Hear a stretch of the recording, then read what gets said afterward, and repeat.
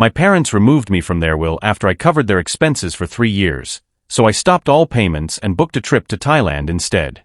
They labeled me the dependable one while I handled their bills. Then I discovered their will and realized I had no place in their plans.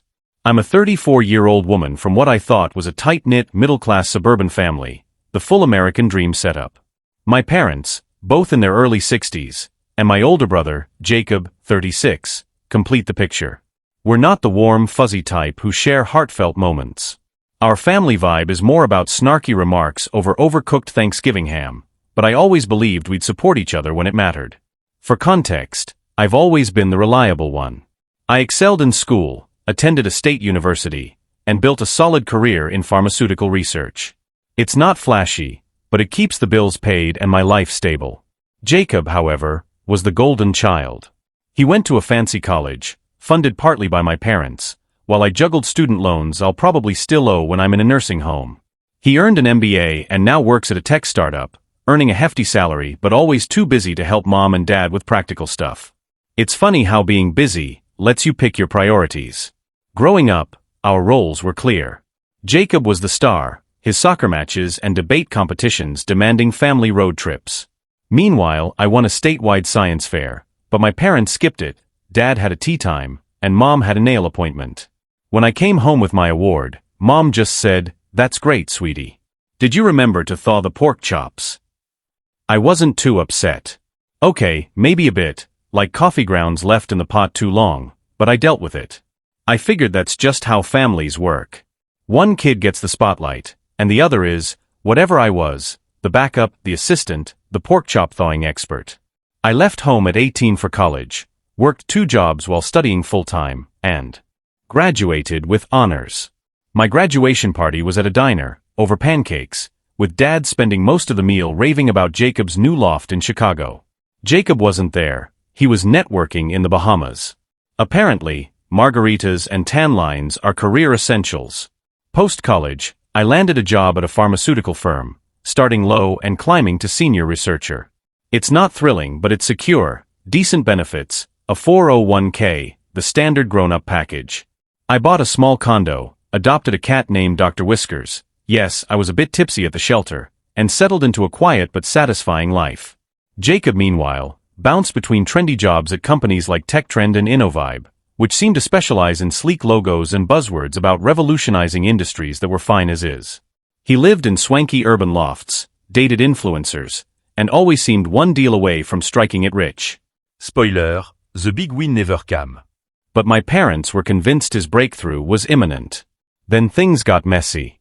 3 years ago, Dad had a health scare, nothing fatal, but enough for a hospital stay.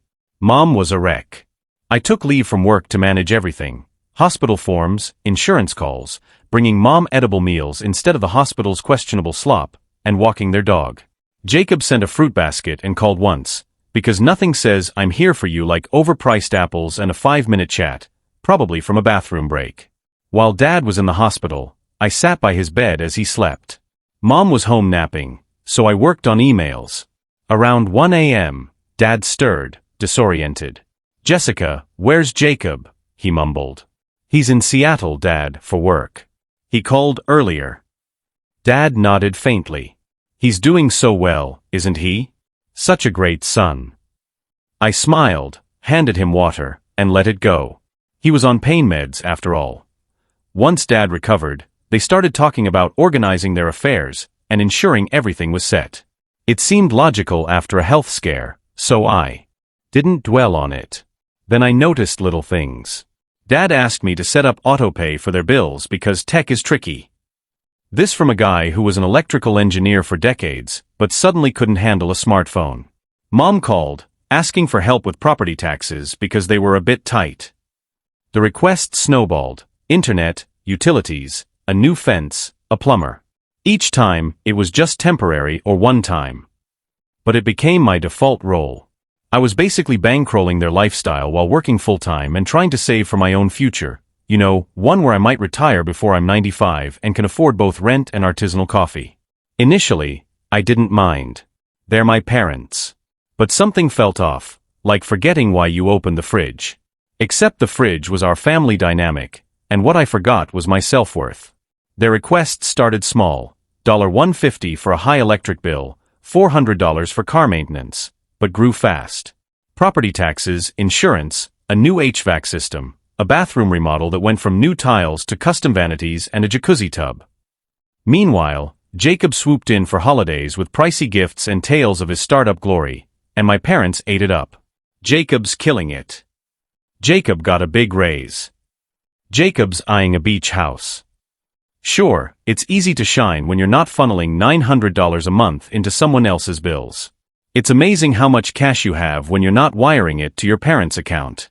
I tried tracking what I gave them, but it slipped away. Between autopays and random emergencies, I was shelling out $1,200 to $1,800 monthly. That's not spare change. That's a car payment, a vacation, or a down payment on a life that doesn't involve instant ramen. But every time I questioned it, guilt hit hard. They raised me, fed me, cared for me. How could I not help? So I kept paying, cutting my own expenses, ditching yoga classes, switching to budget haircuts, packing sad little lunches of oats and beans. At first, I was okay with helping. Their family. But something felt wrong, and I couldn't pinpoint it.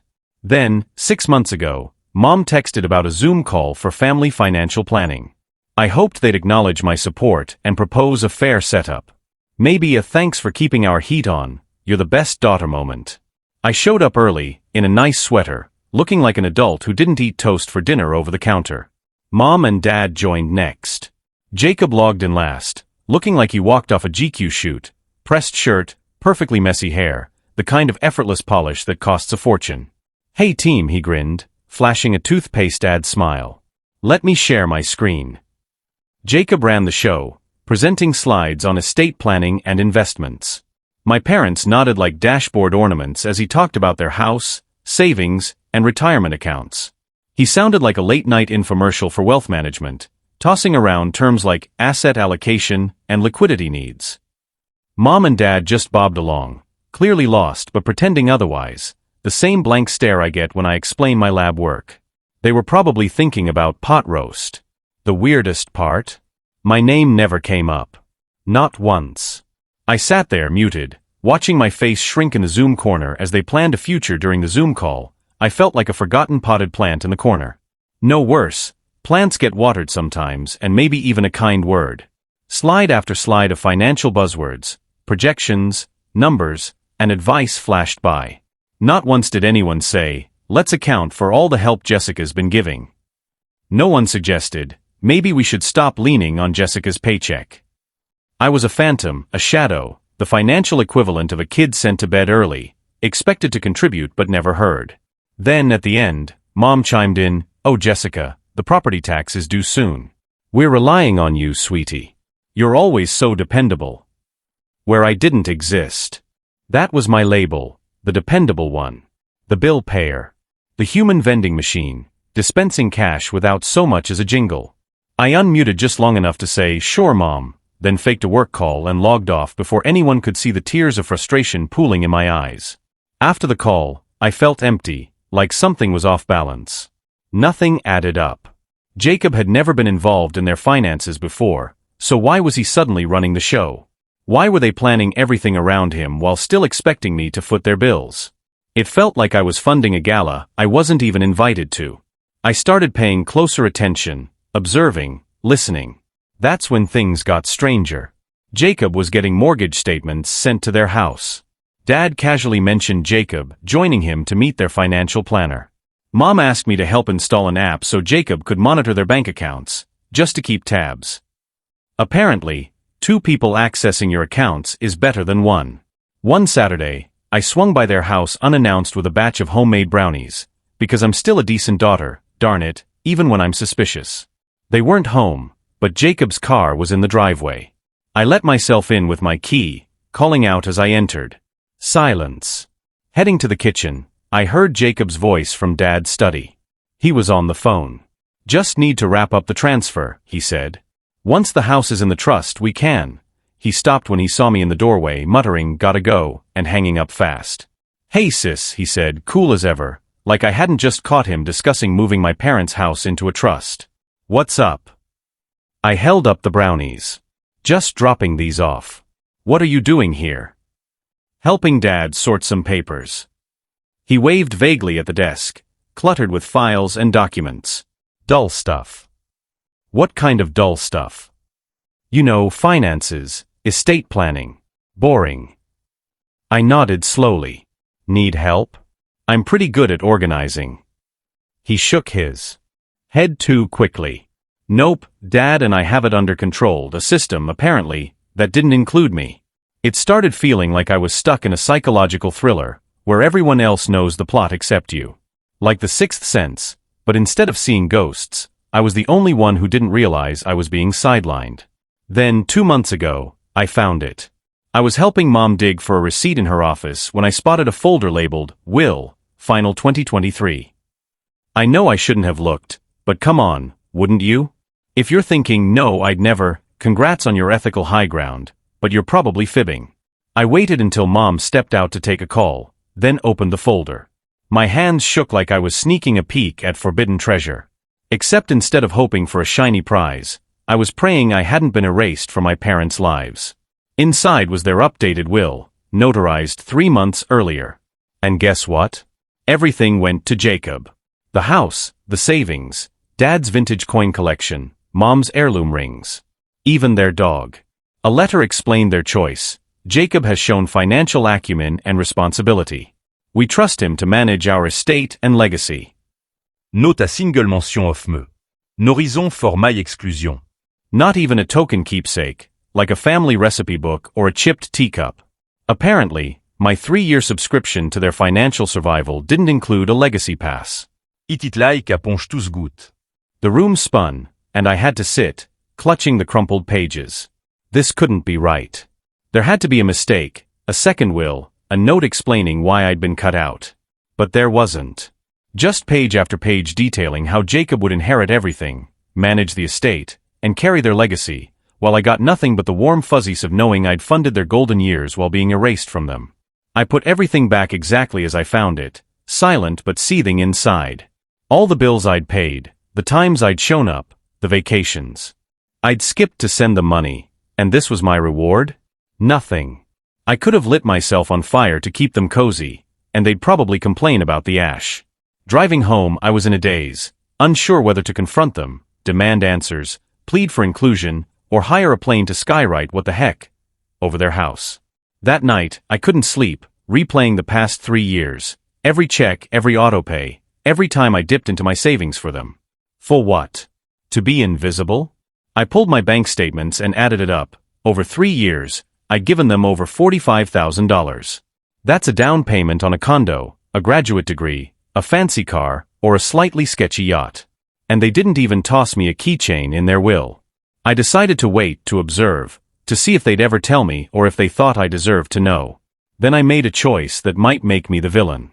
I didn't confront them or spill what I knew, I just stopped. I stopped answering their calls about bills, stopped sending money, stopped being their safety net. I stopped setting myself on fire for people who didn't even value the warmth. I gave them 3 months to come clean, to show I was worth more than my wallet, to notice I'd pulled back. Shockingly, they didn't. Instead, their demands grew bolder, needier, like a toddler meltdown in a toy store. Jessica, the gas bill's overdue. When are you sending the money? Jessica, property taxes are due by Thursday. Jessica, did you forget the internet bill? Dad's missing his golf channel.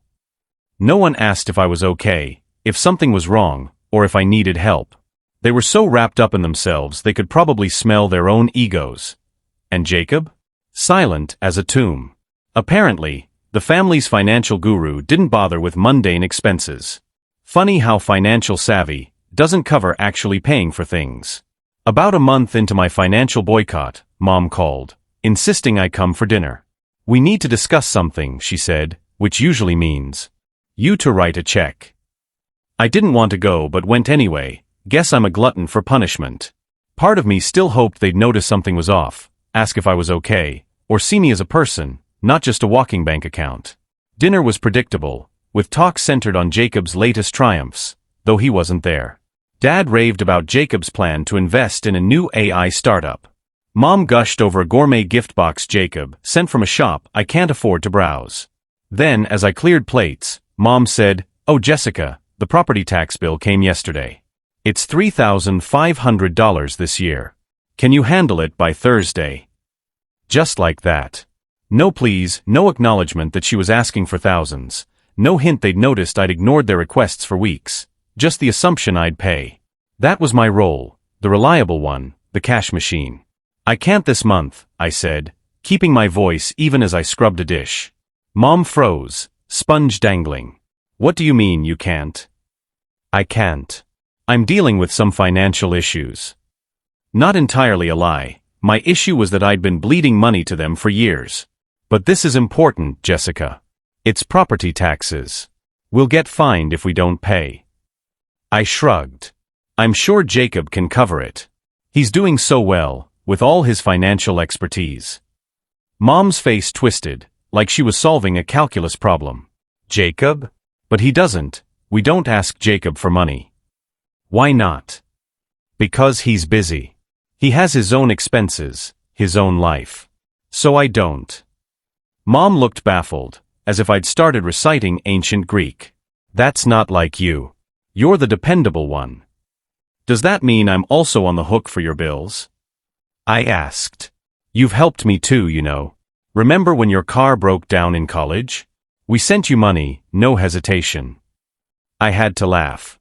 "Mom, that was $800. 15 years ago. I've given you tens of thousands since then. It's not the same." Her face hardened. "I didn't know you were keeping a tally." And that was it, the moment I realized nothing would change. They saw no issue with the setup. They didn't question why I was pulling back. To them, this was the natural order. I pay, they take, Jacob inherits everything. The cycle of family dysfunction spun on. I dried my hands on a kitchen towel, grabbed my bag and said, "I've got to go." "But what about the taxes?" Mom called as I headed for the door. I turned just long enough to say, "Not my problem." 3 weeks ago, Mom texted, asking me to lunch. "We need to discuss something important," she said. My heart skipped. Was this it? Would they address the will? Apologize? Offer me a token of acknowledgement, like a family heirloom or even a heartfelt nod? I'd have settled for a high five at that point. I arrived at the restaurant early, nervous but hopeful. They showed up 20 minutes late, Jacob in tow. We ordered, chatted about the weather and Mom's new flower beds. Then, as the food arrived, Mom cleared her throat. "Jessica, we wanted to talk about the bills. You've been slacking lately." I waited, expecting this was a lead-in to something bigger, an apology, an acknowledgement that I'd been their financial lifeline. Instead, Dad jumped in. "We know times can be tough. If you're struggling, you should have told us. We're family." I nearly choked on my iced tea. They were lecturing me about financial struggles after I'd propped up their lifestyle for years. The irony was thicker than the restaurant's gravy. I kept my cool. "I'm fine, actually. Just rethinking my priorities." Translation: redirecting funds from the bank of enabling you to the land of self-care. Mom looked relieved. "Good. So you'll cover the gas bill this week? It's 2 months late, and they're threatening to cut us off." Jacob, silent until now, chimed in. "It's important to stay on top of these things, Jess. Financial discipline matters." I stared at him, then at my parents. Were they serious? Was this a fever dream? Was I on a hidden camera show? Jacob pressed on, all confidence. "I've been reviewing Mom and Dad's finances, and I'm worried. Their retirement needs careful planning. That's why I'm stepping in to oversee things." Oversee things. I echoed. "Like paying their bills?" He shifted, slightly uneasy. "Not exactly. More like big picture stuff, investments, estate planning, the future." That's when Mom dropped the bomb, casual as if she were mentioning a new recipe. "Oh, and since you're both here, we updated our will recently." Jacob will handle everything when the time comes. With his financial know-how, he's just better suited. You get it, Jessica. You've always been so practical. They'd planned it, a public setting, Jacob as reinforcement. This wasn't about clearing the air. It was about ensuring I'd keep paying their bills, even after cutting me out of their legacy. My sudden backbone was a threat to their system. Il sat der, fork frozen mid-beat, as a trousse crashed over me. I wasn't family. I was a service provider, a tool, a means to an end. Not a daughter, but a walking direct deposit. I set my fork down, sipped my water, and placed $20 on the table for my meal. I think I'm done, I said softly. But you've hardly eaten, Mom protested. I looked at her, really looked at her, maybe for the first time. I'm not hungry anymore. Not for food, not for the crumbs of affection they dangled. As I stood, Dad called, "So about that gas bill?" I turned back. "I'm sure Jacob can take care of it.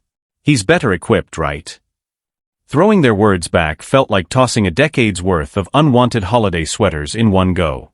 I left. No shouting, no tears, no dramatic texts or calls. I went home, sat at my laptop, and methodically untangled myself from their financial web with the precision of a chef filleting a fish. I canceled every autopay I'd set up, closed shared accounts, contacted utilities to remove my name as a payer, and emailed their HMA to stop covering dues. I even called their landscaping service to end the monthly maintenance I'd been funding.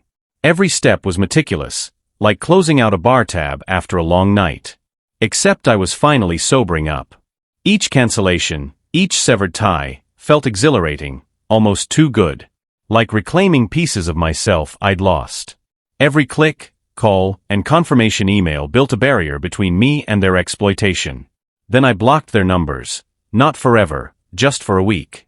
I needed space to think without their guilt trips or demands. A financial detox. That week felt strange, lighter in some ways, heavier in others. I braced for guilt, but instead, I felt grief. Grief for the family I thought I had, one that didn't exist. Grief for years spent earning love that should have been unconditional. You shouldn't have to buy your place at the family table. When I unblocked their numbers, the messages flooded in, confused, then worried, then angry. Not about me, but about bills, services, payments. My favorite was Dad's, the Wi-Fi's out. How am I supposed to watch my tutorials? I don't know, Dad, maybe try carrier pigeons for YouTube. I didn't reply. What was there to say? Sorry, your cash machine grew a conscience? Weeks passed. I focused on myself for once, auditing my finances and marveling at how much I'd given away. Tens of thousands, enough for a small condo or, if you believe boomer stereotypes, a lifetime supply of artisanal lattes.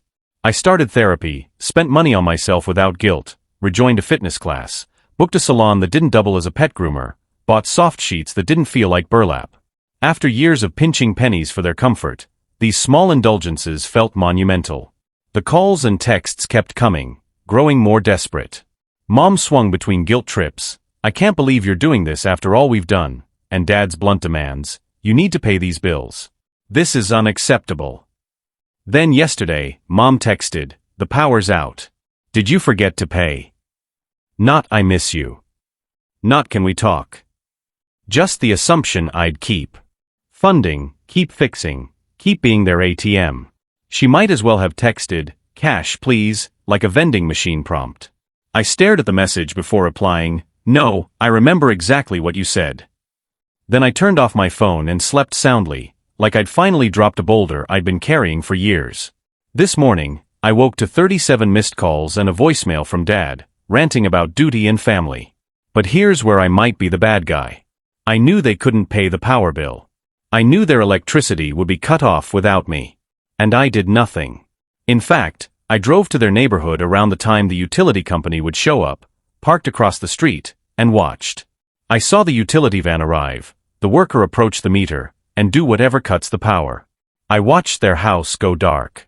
Sipping my coffee, I felt nothing. No guilt, no sorrow, just a quiet certainty that this was the consequence of their choices. They'd used me, taken me for granted, and now they were learning what life was like without their personal bank. My parents stepped outside, both on their phones, probably leaving me frantic voicemails. Dad paced the driveway, Mom sat on the porch, head in her hands. I should have felt something, regret, shame, the urge to swoop in and fix it. But I only felt relief. Relief that I was no longer responsible, that I wasn't burning myself out to keep them comfortable. Maybe they're right. Maybe I'm the villain for letting their lights go out instead of paying one more bill. Maybe I should have confronted them directly instead of this quiet rebellion. After years of being the dependable fixer, I'm just tired. Exhausted from being the family's doormat, stepped on without a second thought. 2 weeks later, their power was back on. Jacob finally stepped up and paid the bill, after 3 days. 3 days for Mr. Financial Wizard to handle a basic utility payment. Guess his slick presentations don't cover practical expenses. Those 3 days were wild. Hourly calls, texts, escalating panic. Dad threatened to call the cops, claiming elder abuse. Mom toggled between guilt trips, how could you let your parents suffer? And manipulation, we'll have to sell our heirlooms.